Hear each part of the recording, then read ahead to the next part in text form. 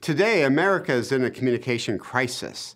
98% of us, think about that, 98% of Americans believe that incivility is a major problem in our country and threatens the very fabric of our democracy. 65% think that incivility is at crisis levels, and 42% of Americans say that I don't feel safe sharing my perspective publicly. With all this incivility, no wonder we ask a simple question: where's God in all of this?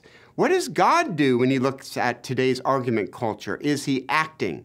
I recently wrote a book called Eyes to See, Discovering God's Common Grace in an Unsettled World, and we can take great comfort that in today's argument culture, God is at work.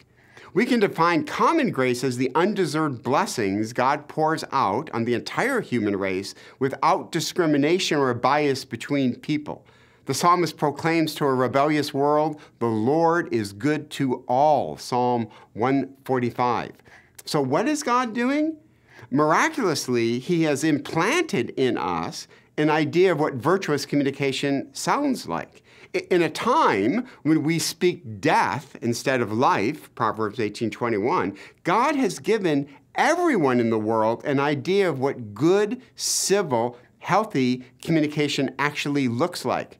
Kind words are compared to honey that is sweet to the soul and healthy for the body, Proverbs 16:24 says. And this is borne out by science.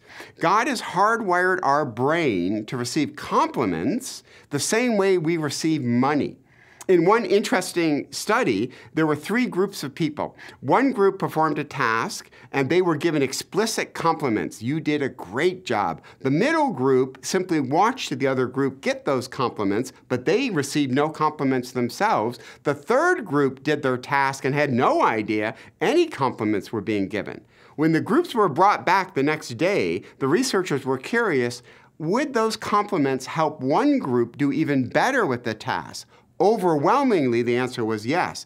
The group that received compliments vastly outperformed the other 2 groups, leading one researcher to say, the very way our brain is constructed is we receive a compliment the same way we would receive unexpected money or even winning the lottery. Now, where did this hardwiring come from? As Christians, we believe that comes from the Holy Spirit. God has hardwired our brains so that we live out what the book of Proverbs says. Life is in the power of the tongue. So when you and your roommate or spouse or coworker are in a conversation that you feel may be getting a little bit heated, and suddenly you remember, I should give a compliment. When you do give that compliment, we know 2 things have happened. One, you will feel the affirmation of the Holy Spirit. And second, that person being wired by God will receive your compliment not only as life-giving, but they'll receive it as if you just handed them a $50 bill.